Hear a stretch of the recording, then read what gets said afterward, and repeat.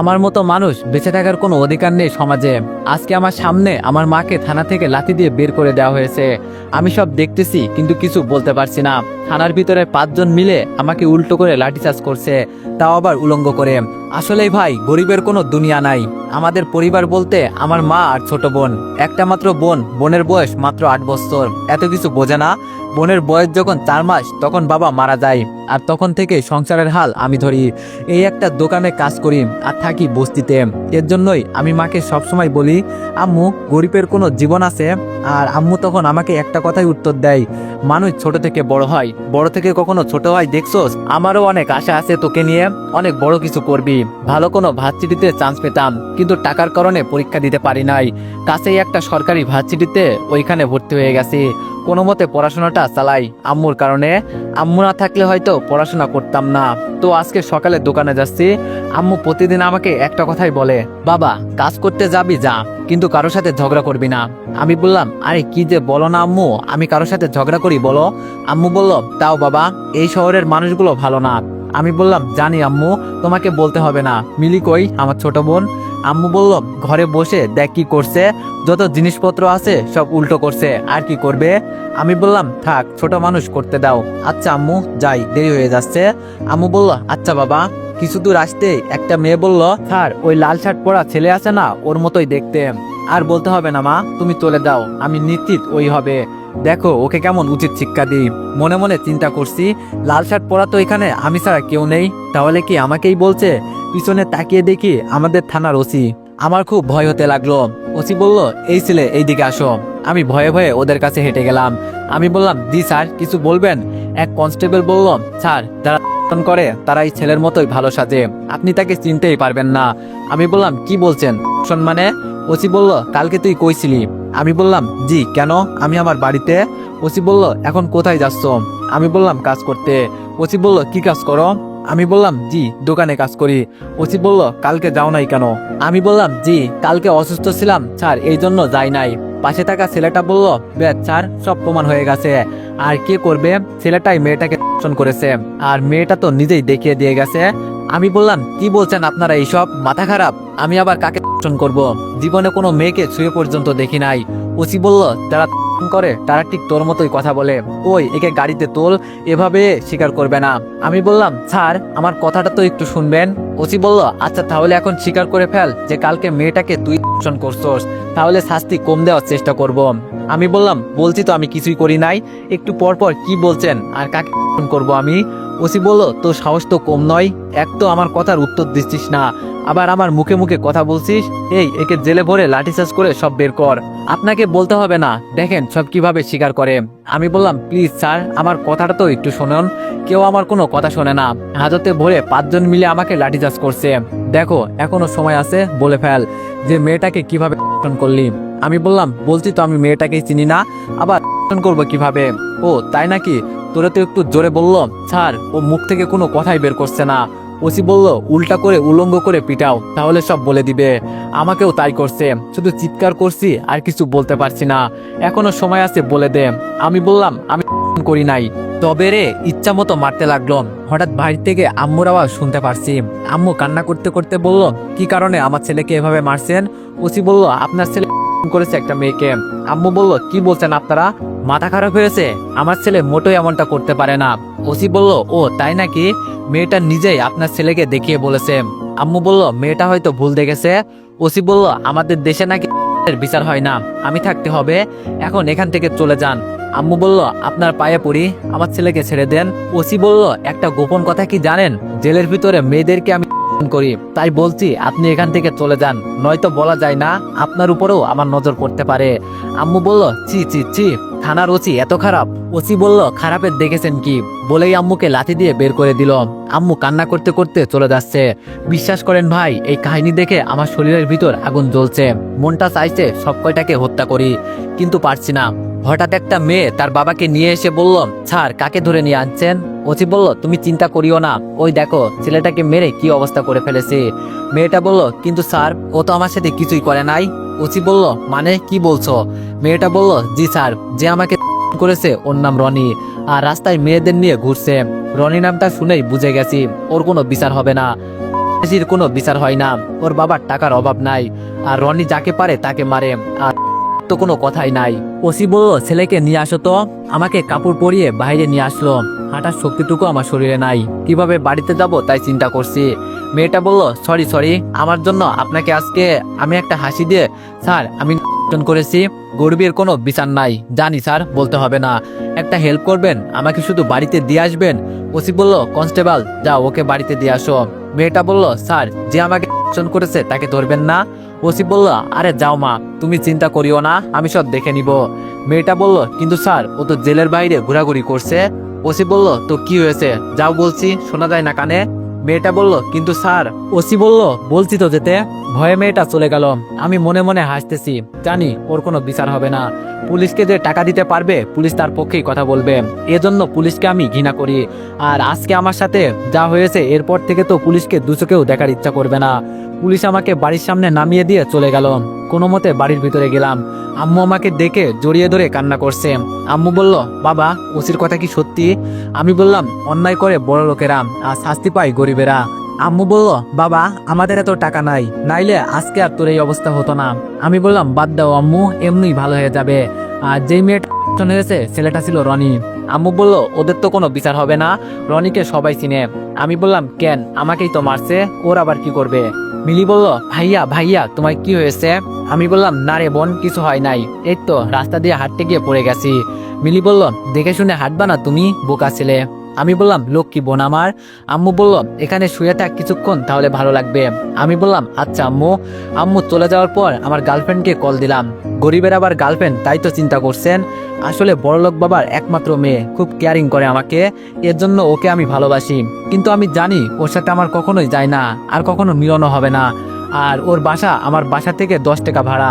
সুমাইয়া বলল কি করো তুমি? আমি বললাম এই তো শুয়ে আছি, তুমি কি করো? সুমাইয়া বলল এই তো বান্ধবীদের সাথে বসে কথা বলছি। আমি বললাম ও আচ্ছা। সুমাইয়া বলল কাজে যাওনি আজকে? আমি বললাম গিয়েছিলাম, একটু সমস্যার জন্য চলে আইছি। সুমাইয়ার বান্ধবী ফোনের ভিতরে ওকে জানি কি বলছে, তবে হালকা করে শুনতে পারছি। সুমাইয়া এটা তো বয়ফ্রেন্ড, ইস রে আমাদের ভাগ দিবি না? সুমাইয়া বলল আস্তে কথা বল, ও শুনতে পারবে। আমি বললাম খুব বিজি নাকি? সুমাইয়া বলল তোমার জন্য তো আমি সবসময় ফ্রি যান, কিন্তু তোমার কণ্ঠ এমন শোনাচ্ছে কেন? আমি বললাম একটু অসুস্থ হয়ে গেছি। সুমাইয়া বলল ঠিক মতো ওষুধ খাবা, আর তোমার বিকাশে আমি টাকা পাঠিয়ে দিচ্ছি, ওষুধ কিনে খাবা। আমি বললাম এই টাকা লাগবে না, আমার কাছে টাকা আছে। সুমাইয়া বলল জানি আমি, বলতে হবে না। আমি বললাম তাহলে? সুমাইয়া বলল তোমার মনের কথা আমি বুঝি। আমি বললাম ও তাই নাকি? সুমাইয়া বলল আচ্ছা একটা কথা বলবো রিফাত। আমি বললাম বলো। সুমাইয়া বলল মনে করো তোমার সাথে আমার ব্রেকআপ হয়ে গেছে। আমি বললাম কি বলছো তুমি, তোমাকে ছাড়া থাকতে পারবো বলো আমি? সুমাইয়া বলল আরে পাগল, মনে করতে বলছি। আমি বললাম তাও পারবো না। সুমাইয়া বলল মনে করতে বলছি তো প্লিজ বাবু।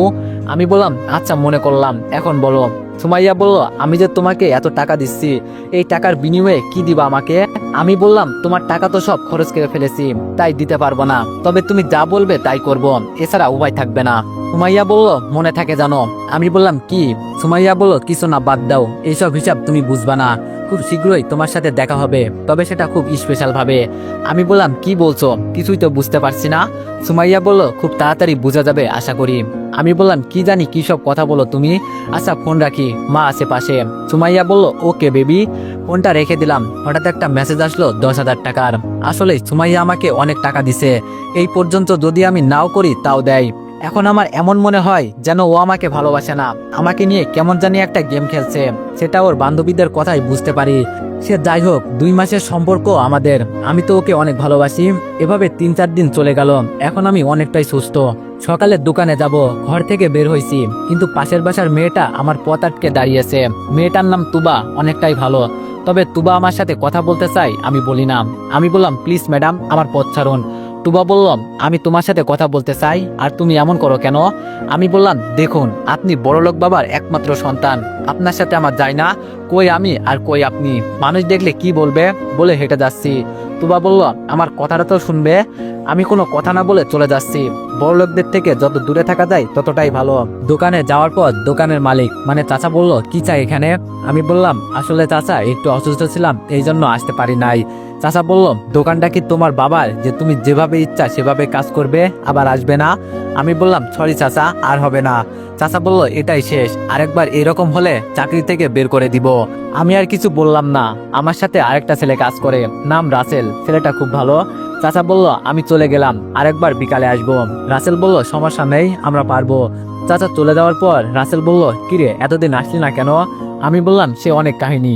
রাসেল বলল কাহিনী বল বেটা, আমার উপর দিয়ে অনেক চাপ যায় তুই না আসলে। আমি বললাম আমি তো আসতেই চাইছিলাম কিন্তু শরীরে দেয় নাই।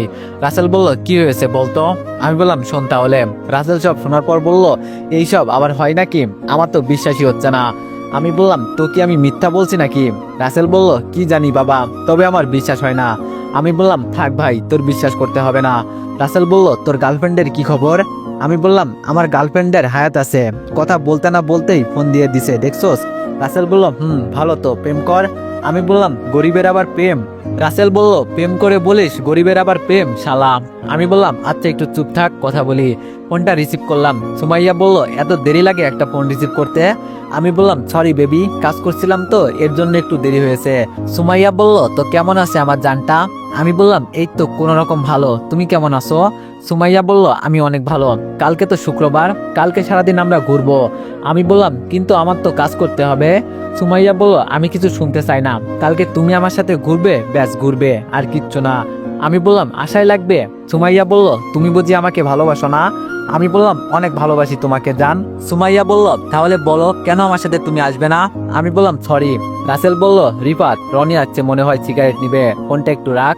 আমি বললাম সুমাইয়া একটু লাইনে থাকো কেমন? সুমাইয়া বলল ওকে বাবু। রনি বলল এই ছোট লোকের বাচ্চা, এক প্যাকেট সিগারেট দে তো। আমি বললাম জি স্যার এই নিন। রনি বলল কাজ তো খুব ভালো করিস, বলেই চলে যাচ্ছে। আমি বললাম রনি ভাই টাকা। রনি বলল আমার কাছ থেকে টাকা নিবি? আমি বললাম কিন্তু চাচা তো বকা দিবে আমাদের। রনি বলল জীবনের ভয় করিস না, বাড়িতে ফিরতে পারবি তো আমার কাছ থেকে টাকা নিয়ে? আর তোর চাচাকে আমার কথা বলিস, তোর চাচা সহ সব কয়টাকে ভরে দিব শালা। আমার কাছ থেকে টাকা চাওয়ার সাহস দেখে বাঁচি না, এলাকার পোলাপান বলে বেঁচে গেলি, থাকিস তো বস্তিতে, আবার মুখের উপর কথা বলিস। আমি বললাম সরি ভাই। রনি বলল কিভাবে বড় ভাইয়ের সম্মান করতে হয় শেখ। রনি চলে গেল। রাসেল বলল কেন ঝামেলা করতে গেলি? আমি বললাম তো কি করব বল, এভাবে প্রতিদিন এসে যা পারে তা নিয়ে যাই টাকা ছাড়া। রাসেল বলল যেখানে চাচা কিছু বলে না ভয়ে, আর তুই কি বললি? আমি বললাম তাই। লাইনে আসো। সুমাইয়া বলল এতক্ষণ তোমাদের ঝগড়া শুনলাম। আমি বললাম এই বড় লোকেরা যা করে আর কি।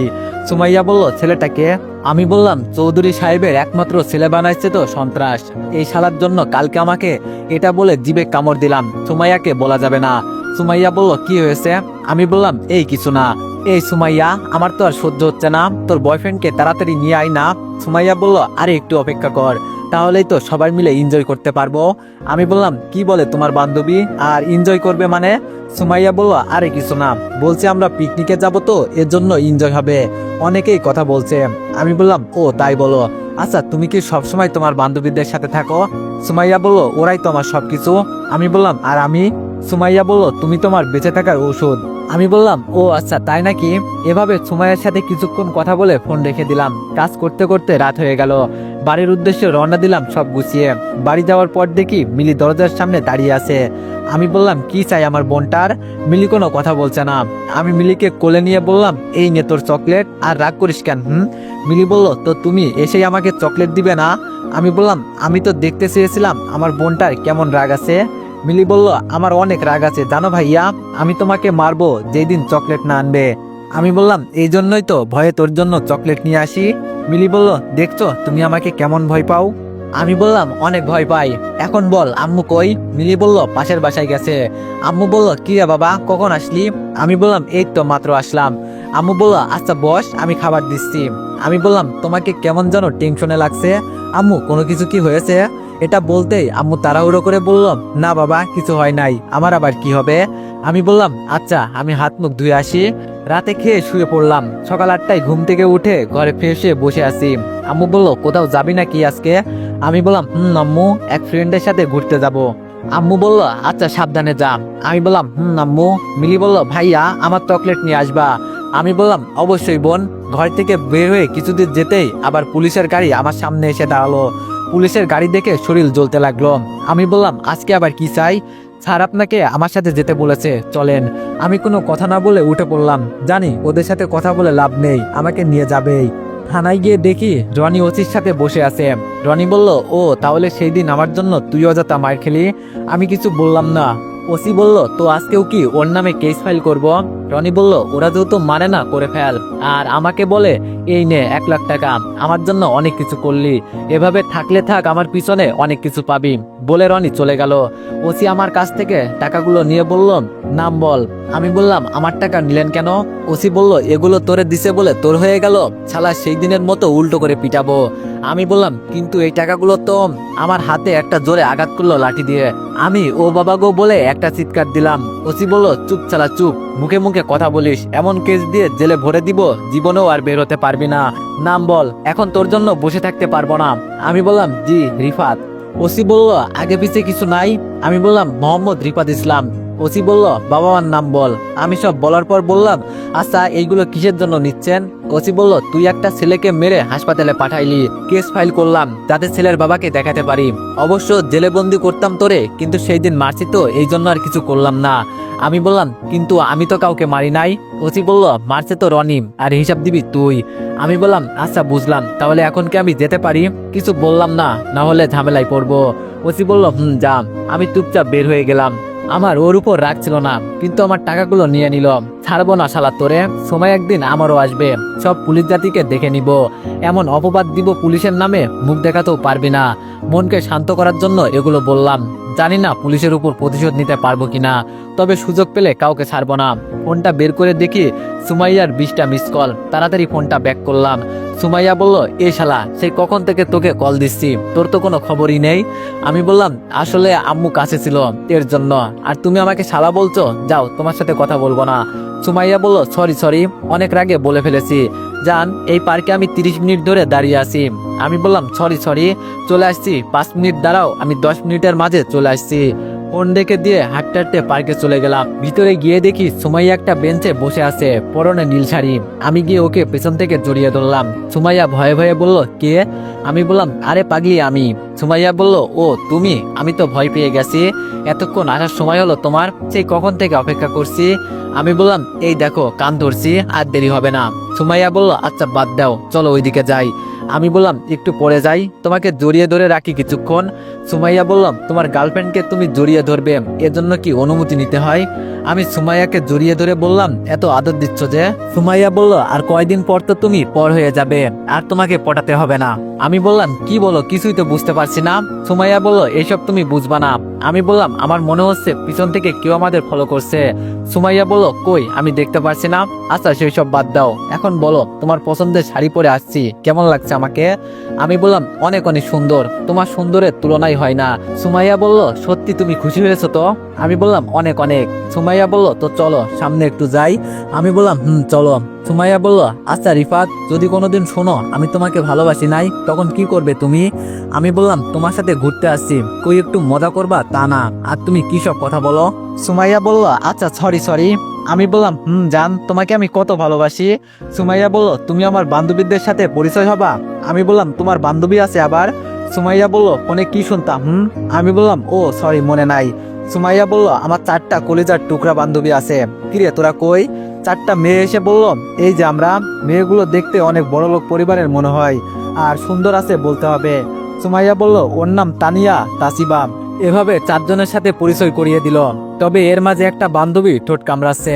আমি ইশারায় বললাম, এমন করছো কেন? মেয়েটা কিছু বলল না। সুমাইয়া বলল, ওরা এখানে আসতে শুধু তোমার সাথে পরিচয় হতে। আমি বললাম, ও। তানিয়া বলল, সব রেডি আছে, তুমি বিকালে নিয়ে আসবে, আমরা অপেক্ষায় আছি। সুমাইয়া বলল, তোদের চিন্তা করতে হবে না, ঠিক সময়ে নিয়ে আসবো, তাড়াতাড়ি করবি, কয়দিন পর আবার। আমার তো ভেবেই খুব ভালো লাগছে। আমি বললাম, কিসের কথা বলছো তোমরা? সুমাইয়া বলল, সেই সব বুঝবা না। আচ্ছা তোরা তাহলে যা। হ্যাঁ, বাই, বিকালে দেখা হবে। সুমাইয়াকে নিয়ে বিকাল পর্যন্ত ঘুরলাম। টাকা খরচ করেছে সুমাইয়া, আমি শুধু ফ্রিতে ঘুরছি। হঠাৎ ফোনটা বাজতে লাগলো, সেই ফোনটা ধরবো। সুমাইয়া বলল, ফোন আর ধরতে হবে না, আমার সাথে চলো, এখন তোমার জন্য একটা স্পেশাল সারপ্রাইজ আছে। আমি বললাম, তাই নাকি? চলো, আমিও দেখতে চাই আমার বাবু কি দেখাবে আমাকে। আমার ফোনটা বাজতে লাগলো। আমি বললাম, জরুরি ফোন হতে পারে, ফোনটা একটু ধরি বাবু। সুমাইয়া বলল, আচ্ছা ধরো। নাম্বারটা তো আম্মুর। আচ্ছা দেখি কি বলে। আমি বললাম আম্মু বলো। কেমন জানি হাউমাউ শব্দ শোনা যাচ্ছে, মনে হচ্ছে একসাথে অনেক মানুষ, এই জন্য এমন শব্দ শোনা যাচ্ছে। তুবা বলল, আমি আপনার মা না, আর আপনি যেখানে থাকেন না কেন এই মুহূর্তেই বাড়িতে আসেন, আপনার মার অনেক বিপদ হয়েছে। আমি অস্থির হয়ে বললাম, কি হয়েছে আমার আম্মুর? তুবা বলল, তাড়াতাড়ি আসেন, কথা বলতে পারবো না। ফোনটা রেখে আমি বললাম, সুমাইয়া আমাকে এখনই যেতে হবে, প্লিজ কিছু মনে করো না, আমার আম্মু মনে হয় অনেক অসুস্থ। সুমাইয়া বলল, কিন্তু আমি যে এত কিছু রেডি করলাম তার কি হবে? আমি বললাম, প্লিজ বাবু আরেকদিন, বলেই দৌড় দিলাম। বাড়িতে গিয়ে দেখি অনেক ভিড় জমে আছে। ভিড় টেলে ভিতরে গিয়ে দেখি। তো এভরিওয়ান, নেক্সট পার্টের জন্য সবাই একটু বেশি বেশি কমেন্ট করে দিও, আর 3টা করে কপি লিঙ্ক করে দিও। ধন্যবাদ।